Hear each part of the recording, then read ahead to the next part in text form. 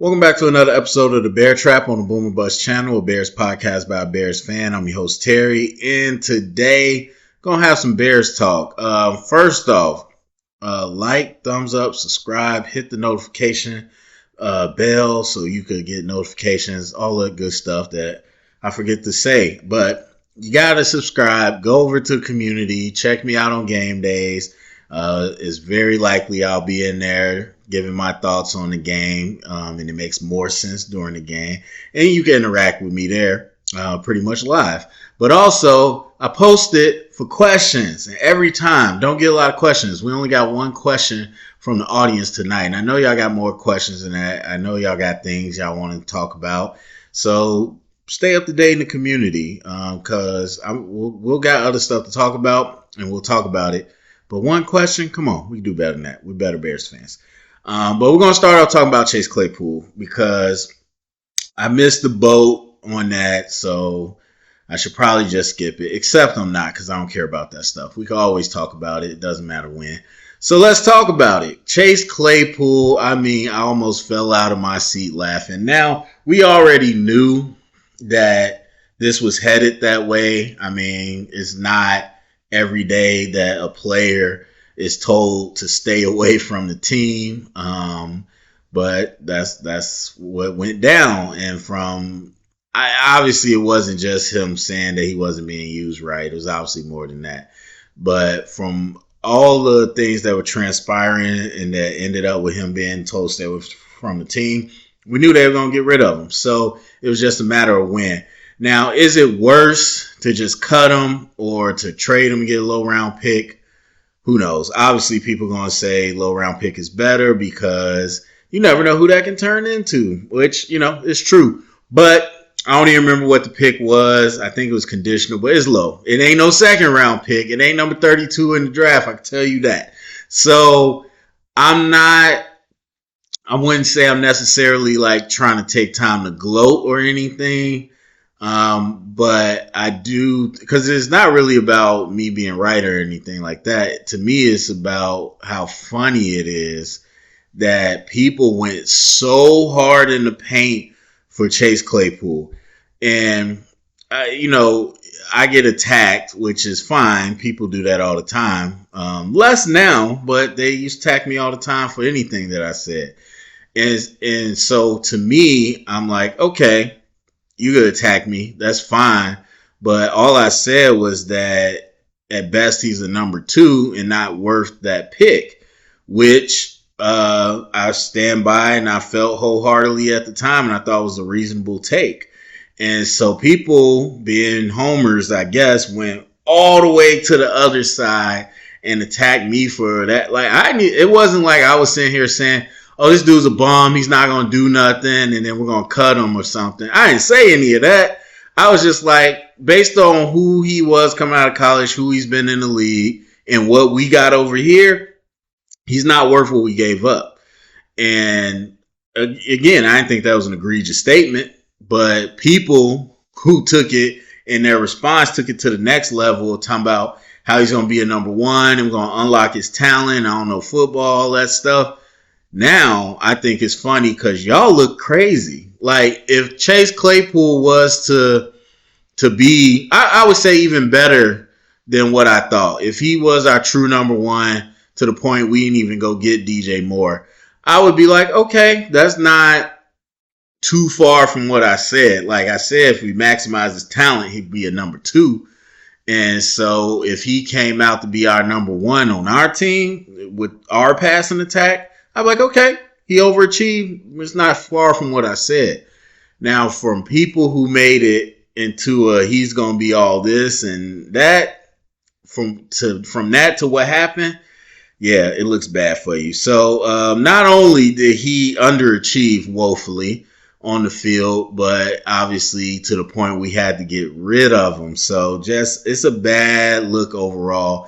And what's crazy is the more stuff that pops up on Twitter and all that, and I swear I'm gonna get off of it, I promise, because the Bears content is driving me crazy. But the more that pops up, the more I see there's people that are behind everybody. And I don't know if these people know these people or what, but there's a camp that is diehard Justin Fields. Everyone else sucks and they're ruining him.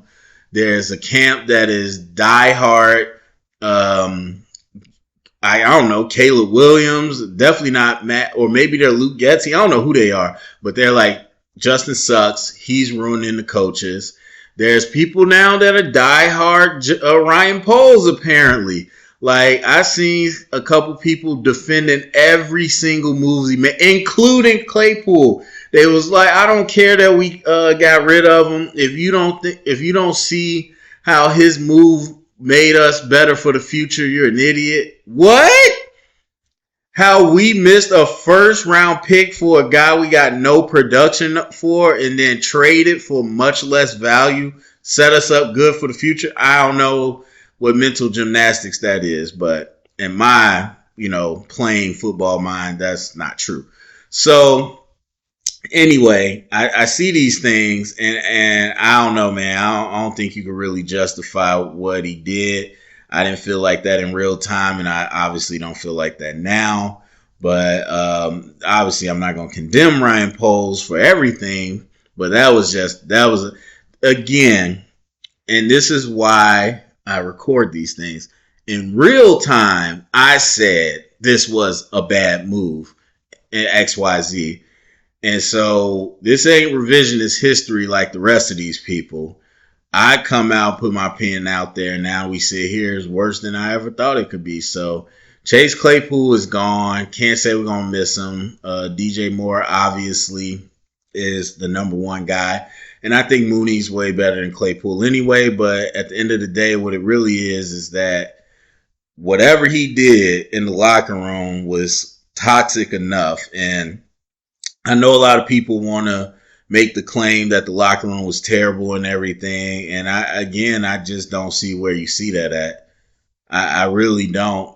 Outside of Claypool, I mean, maybe if you want to say Justin Fields, but I still believe he's taken out of context. But outside of Claypool, I mean, there's no real issues. There's no real throwing under the bus and all that stuff. So, and they came out and played hard. At the end of the day, that's the biggest mark of a coach in terms of what the locker room is doing. And I'm not saying these coaches are perfect, but I just never got that sense. And so when you had Claypool step out of line however he did, that was a big issue for the team, and they didn't play that. So anyway, moving on. So talking about, let's talk about just looking ahead. So I put a post in there. I do want to jump ahead of it in terms of looking down the road. We got 3 games that I think are kind of winnable, and we'll talk about that. But mostly they're against some bad defenses or middle of the road defenses. And so after last night, I think the Raiders bumped themselves up statistically a little better, but overall, not great defense. Vikings, obviously not a great defense, And then the Chargers are one of the worst defenses in the league. So that, just like I talked about when we went up against the Broncos, fresh off giving 70 points, when we went up against the Commanders, who I gave a lot of credit to the D-line. But if you look at statistically, not even major statistics, just the one, they give up a lot of points every game. And that's what they did against us. So now you're going into another stretch of that. And we already hear the narratives. The narratives have completely changed. Again, because just like I said with Claypool, people go so far off the deep end that it leaves no room for anything to be close to correct other than what they predicted. So once you go off the deep end and people still there, just feel sucks, blah, blah. Okay. Obviously, the people that don't agree with you, they're going to be like, well, he threw 4 touchdowns. He did this, and then he did it a second week in a row. So, okay, the pendulum swings. And so that's how it goes in the league. And that's how it goes with sports media stuff. It's annoying, but that's what it is. So anyway, we already seen how much it swung in 2 games. So you're looking at probably a 5-game stretch where not only the offense has a great opportunity to look good, but also there's some opportunities for some wins as well. And that's really what I want to focus on. So, because there's a lot of talk about us having the number 1 and number 2 pick, blah, blah, blah. And again, I think the whole Caleb Williams, all that discussion is so premature, it's silly. But let's look at the actual schedule and go down and talk about, okay, because again, before we won, people probably be like, oh, we weren't going to win the game. Then we should have beat Denver, and then we beat Washington badly. So now it's like not this inevitability that we'll be, 0-5 or 0-5, 0-17 or whatever. So I already talked about the next 3 games, or at least mentioned them. The Vikings, one of the worst defenses. Justin Jefferson's on IR. We have no real idea if they're really going to move players, but it seems to be the discussion that they might fire sale so they could pretty much tank this a little bit, have some money in free agency, and start rebuilding. But we don't know. It's a division opponent. Vikings defense has been bad the last few years, so that means we can be in the game. The offense has been prolific, though, and offense still really good, but Justin Jefferson's out. That's a huge piece, and we're at home. Absolutely a winnable game. I mean, coming off their bad momentum and our good momentum, absolutely a winnable game. Both of us only had 1 win. And so I think it's definitely possible that we could win that game. Depending on the health and what it's all looking like, I probably would still take Kirk Cousins and the guys, but this is definitely a game that we could walk away with a victory. The Raiders, as I talked about, defense isn't great, but they have a premium pass rusher, so that you always got to account for that. And then Jimmy G, Devontae Adams, I mean, they haven't been explosive this year in terms of points. Not at all. Now, I don't think our defense is as good as the Packers. The Packers really did some work on Vegas last night.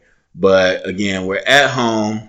I do think that there's 100% a situation where we could come out on top of this game. Now, again, depending on health, secondary, all that. But the one thing that is an issue in every game is that if you give a veteran guy like Jimmy G a lot of time, and their offensive line isn't amazing, but it could very much be a situation where we end up just let him go pressure free, and that could get pretty ugly for us. But I do think we have a chance in that game. The Chargers, I mean, it's so tough. I mean, well, they lost Mike Williams, but still, that offense is so loaded, and the defense is so bad. But it's got really good talent. Obviously, Khalil Mack playing against the former team, that might be a thing. I'm not even going to dive into it too much, but that 6-sack game was overhyped. And I'm sure you say, oh, how could you say that a 6-sack game is overhyped and not be a hater? Watch. You should actually watch how he get those sacks. Again, just don't look at the numbers.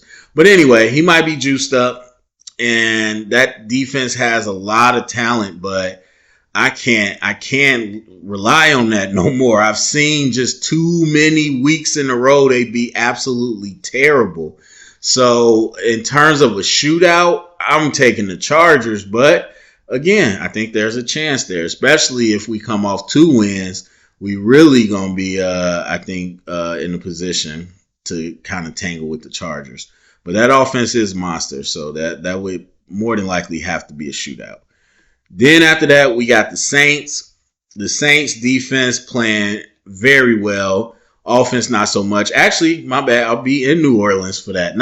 I will be tailgating. I'm not going to the game. Not a big fan of going to games as a spectator. So, no, not my thing. But going down to NOLA, can't wait, excited. I picked this week because the Bears was playing there. Originally, I was going to go for Halloween, but I'll be down there. But anyway, so the defense is really good, but Derek Carr and the offense has been inconsistent. We saw what they were able to do when you get a Patriots team that was playing deflated and all that.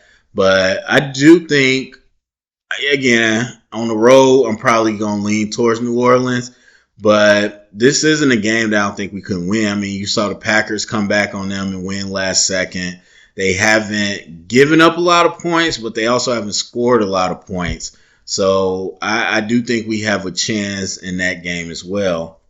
But more than likely, out of that 1, 2, 3, 4 game stretch, I do think we could pull out 2 of that from the 4. And then, voila, week 10 at home, we got the Panthers. Oh, I can't wait for that discussion. Obviously, it's going to depend on our record at the time. But I cannot wait for that discussion because you're going to have all types of Bears fans saying, well, you might have some saying we should lose, but obviously people are going to be like, this is a win-win for us either way. So that magically on our schedule is going to help us. Detroit, not giving us much chance against them this year. Even though at home, I think later in the year we might have a shot, but I'm not going to really give us a chance. And oh, by the way, the Panthers, we absolutely should be able to win that game. But either way, it's a win for us.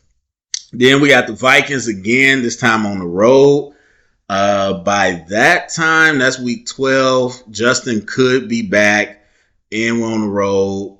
I typically like to lean towards a split with divisional games anyway, but there you go.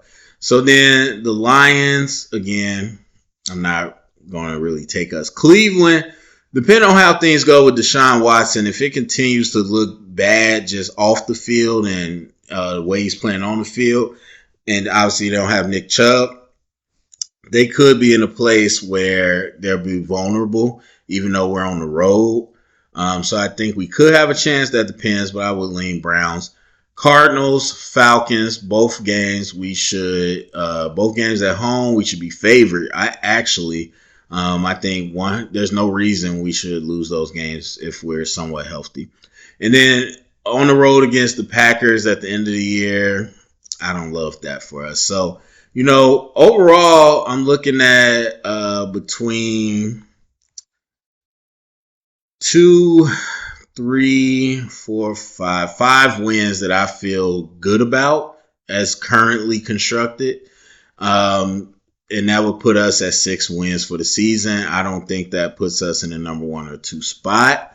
But as I said from the beginning of the year, what did I tell y'all? The Bears' schedule is not bad. It's definitely not bad. Not bad at all. So, and if we had just even some type of juice on defensive line and a healthy secondary, I'd probably give us a chance to win more of these games. But confidence is key. Again, we had a good game against Broncos, but we lost. But still, a lot of good confidence offensively that rolled into Washington. Another good offensive game. Some more bad defenses. If we pull off and win the next 3, and because the offense is playing well, yeah, momentum could carry us into a lot. So, I mean, I never thought we had a bad schedule. So, I think it's definitely a chance that everybody, obviously you don't know when someone says, can we have number 1 and number 2 pick? But I lean towards, I doubt it because our schedule in our roster, we're not that bad. And I expected our offense to be better. I expected Darnell Wright to be a lot better. We have not had the starting offensive line combination to start off yet, or at least to start the game. And so there's things that I thought we'd be better in, but even with the way we've played so far, again, with some confidence and momentum, I don't see us having the number 1 or 2 pick as the Bears. All right, so then let's pop over to the Panthers real quick. And I'll just say right off top, I don't think the Panthers are a bad team. The Panthers are a very young team.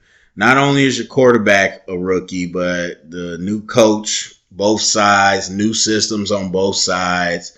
Injuries don't help. It seems like J.C. Horn just can't stay healthy as one of the best corners. Shaq Thompson's out. And it's just a young team. But you watch that team, I don't think they're inherently bad. But I think people that say, wow, the Panthers are like terrible or anything to that effect is probably the same people that say Bryce Young isn't playing well. If you watch Bryce Young is a guy. There's no question about it. But most definitely, obviously, they've been losing this year. But I don't think by any means are they just like a dumpster fire of a team. So you got the Dolphins coming up, getting bodied. Even you getting bodied on the road. That's happening. Texans, number one pick versus number two pick. Texans, I really like what they got going over there on both sides of the ball.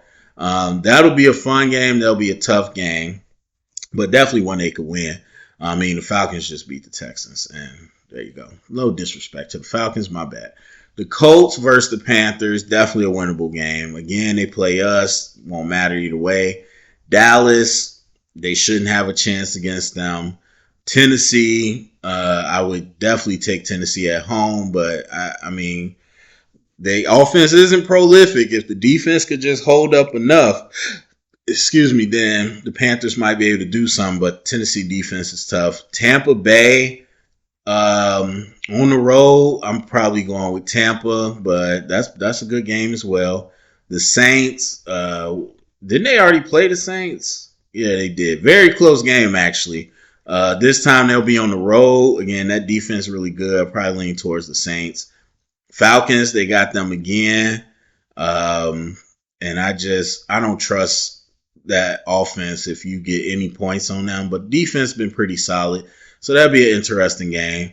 Packers, Panthers, that's a game they could win.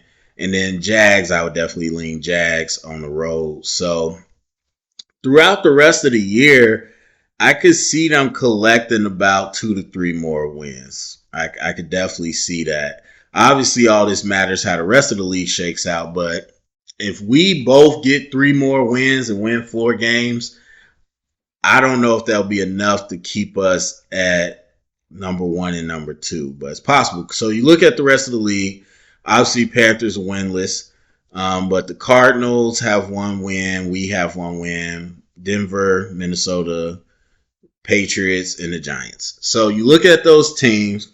Cardinals, we know they play hard. They be in it in all the games, so they could definitely steal a couple games. Like I said, I think the Panthers will get some wins. I think we'll get some wins. Denver is not as far off as some people want to make it, mainly because of Sean Payton and that how big of a deal they made it, like he was coming in there to revamp them, like it was all Hackett's fault. And so they're still losing. So people like same old Broncos. Actually, very opposite Broncos. The offense is playing really solid. Russ in particular is playing really well, even though they keep bringing his name up in the headlines as if his fault. And again, you want to blame Russ for fumbling the ball, you better blame Justin Fields then too.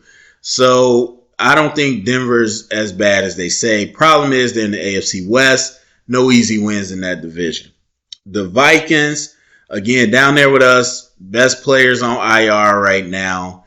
Offense been doing its thing. Defense just been letting them down, especially when it counts. Will they have Kirk Cousins? How will they do that?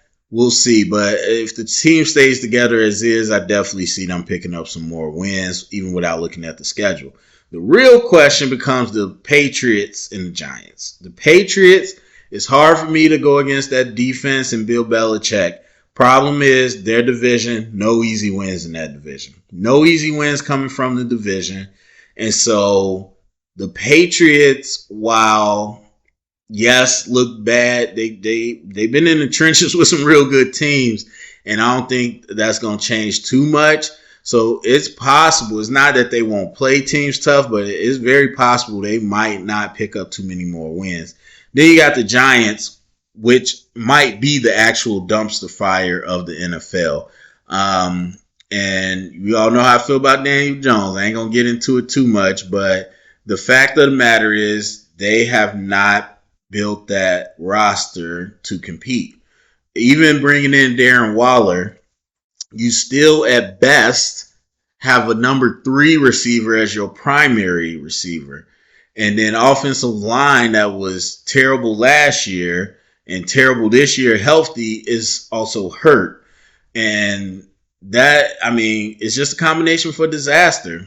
And Daniel Jones, much like Fields, has fallen into some bad habits and everything, but he also just does not have the infrastructure to help him at all. And then defense, defensively, they're just uninspired. I don't think they're great. They got rookie corners and all that, and I think they'll be better, but they're uninspired. They got no reason to go above the level because they know the offense is going to do nothing. And so, another division, no easy wins there.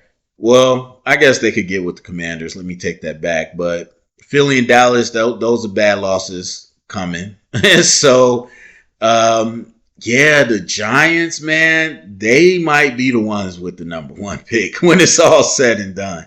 That might actually be the ones. So, looking ahead, but in a more reasonable way. I'm not really talking about because I don't even know the class right now. I'm sure there's plenty of people that follow college. I don't know. I know Caleb, obviously, but I don't follow the class. I'm not about to tell you who we should pick and all that.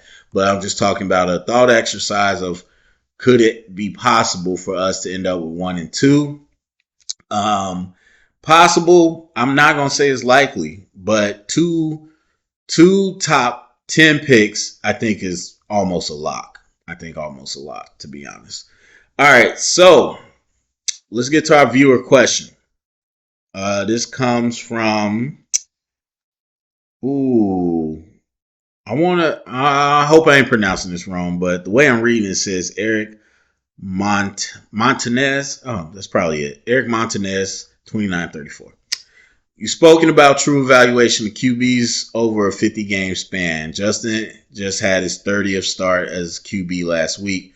Have you seen enough to say he will always be limited, or do you still think he has plenty of time to work through his weaknesses over his next 20 games?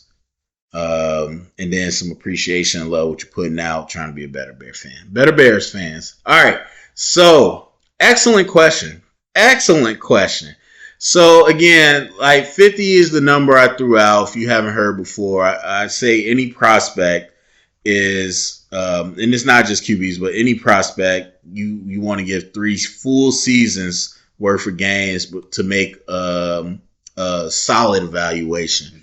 And so for the 16 games, obviously we moved up to 17. So I just rounded out to roughly about 50 games, just to be an even number. And so Justin Fields, as we know, came in late his rookie year, after Andy Dalton went down, or later in his rookie year. Then he had a year as a full-time starter last year with Eberflus and everybody coming in. And now we're in this year. Is that right? Do you have 2? Yeah, I think that's right. So, have we seen enough? Because obviously we haven't had 3 full seasons yet. But have we seen enough, or have I seen enough to say he'll always be limited, or do I think he have plenty of time over the next 20 games? Okay, so I don't agree with either of these statements. I would propose a third one. So have I seen enough to say he'll always be limited? No, absolutely not. I do believe, as I said before, very strongly in confidence, and it's early enough in his career.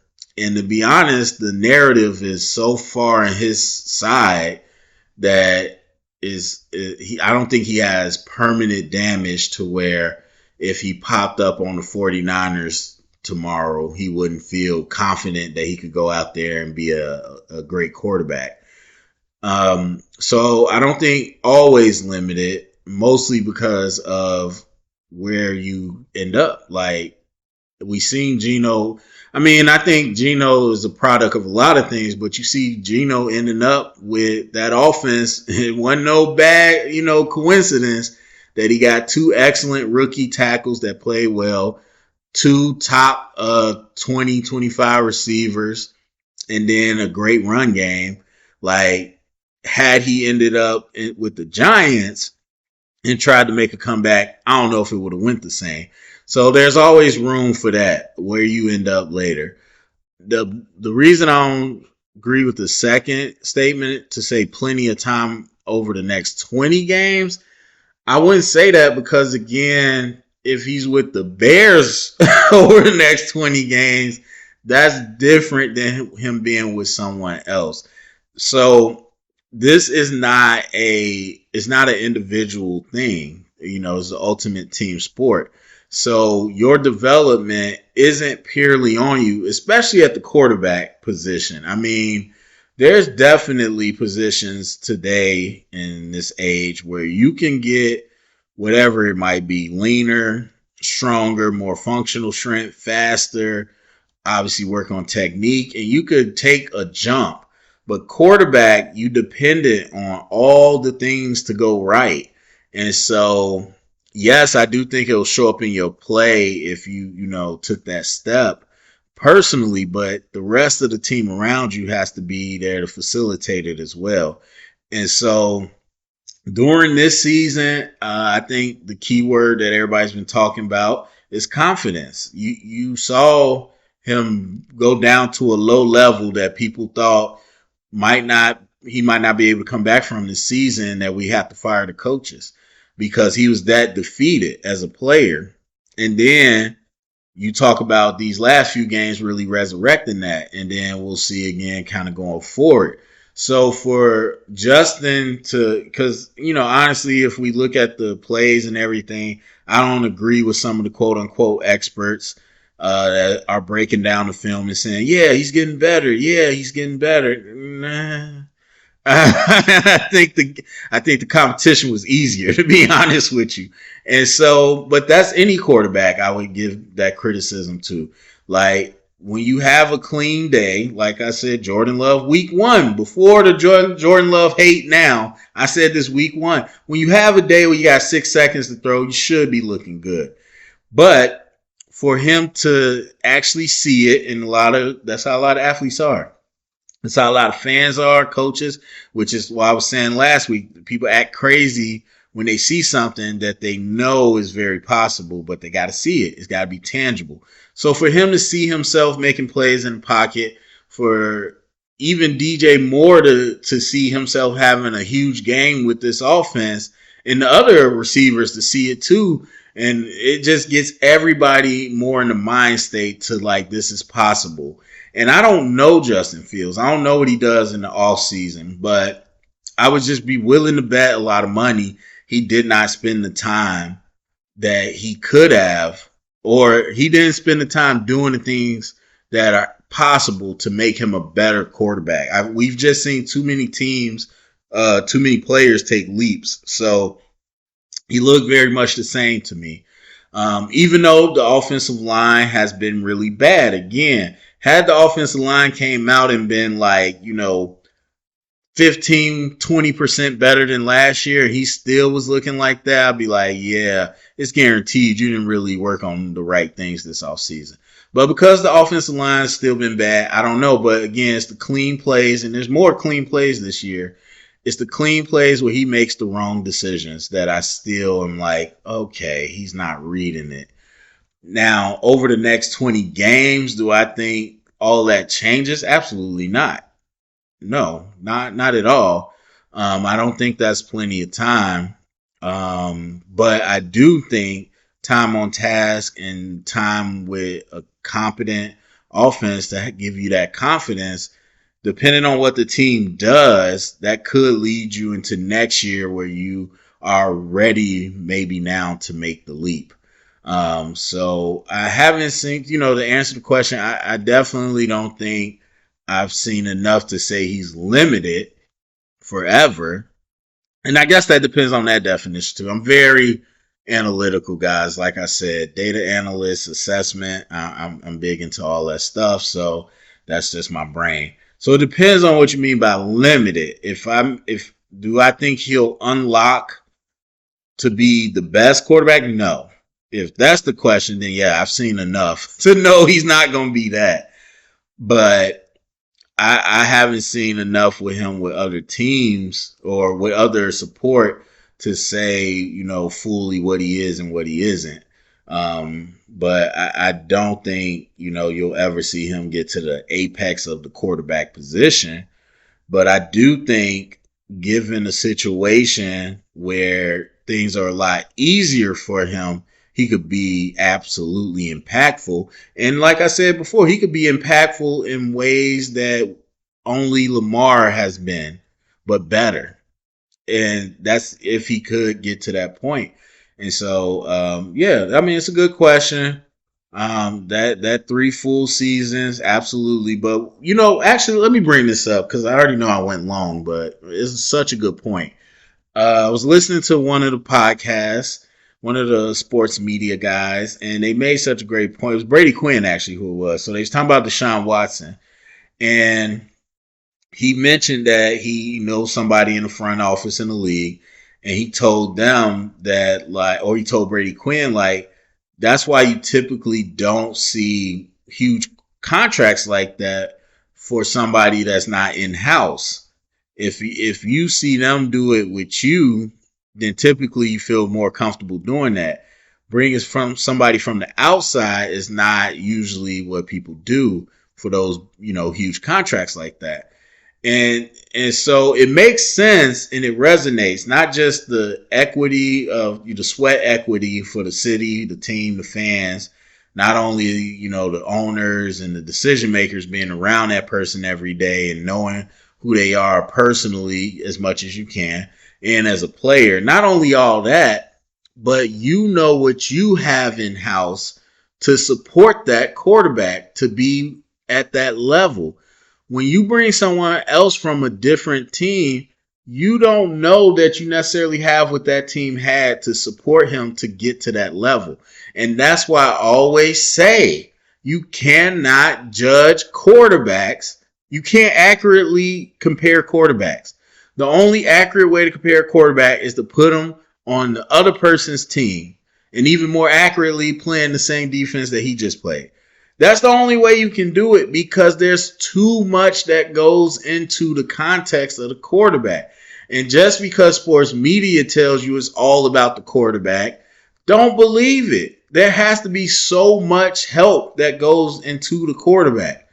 I mean, Lamar is a great example, but we got examples all across the league, especially this week, of just people like, you got to get a quarterback some help. You got to make plays to make the quarterback look good. And that's the key term, make them look good.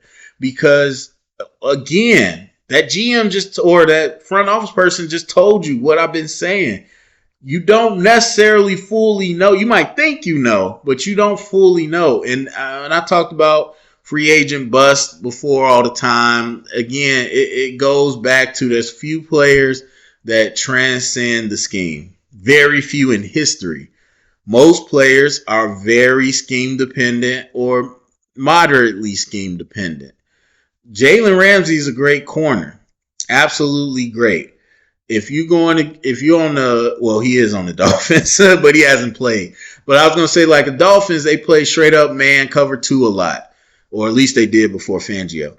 And so if you go to a team like that, I do believe he'll be successful if he went to a team like Seattle playing cover 3. But would he be kind of more impactful in one versus the other? Probably, but he'd still be a good player. But still, that scheme matters. There's few players in history where no matter where you put them, they're going to play to that elite level. And quarterbacks are very few. So it goes back to my point. Like I always say, so if for some wild reason, I want to say something wild, maybe I should. It's a joke. So Andy Reid and the owners, they mess with Mahomes' wife. I was gonna say something way worse. They mess with Mahomes' wife. He said, "I'm never playing another down for that team. Get me out of here." And Mahomes is now available. The whole league, for the most part, is gonna go on a bidding war, of course. Let's say the Giants win that bidding war, or let's say the Bears win that bidding war. And so Mahomes shows up for week 7, or yeah, we in week 6. So shows up for week 7, ready to go. Do you think he's going to be the same Mahomes in Kansas City?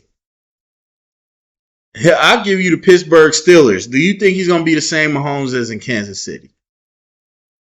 It's not happening. It's not happening. And that whole discussion about Deshaun and paying people in-house just highlights that point I've been making a long time. You can't compare those situations. It's so different. And so that's just something I want to throw out. But it goes back to the Justin Fields discussion too as well. And so you would have to get real specific with me, because we can't talk back and forth live. But if you mean with the Bears, have I seen enough to know what he's going to be? Yeah, I do. With the Bears, I know what he is and I know what he would need. With another team, I don't know. It is young enough in his career where he could break through some of those bad habits. But in terms of the way I think of limited, that means he's going to have something. Like, you look at every area of the quarterback, Mahomes, Brady, and the other elites, or a few that might say have all the attributes.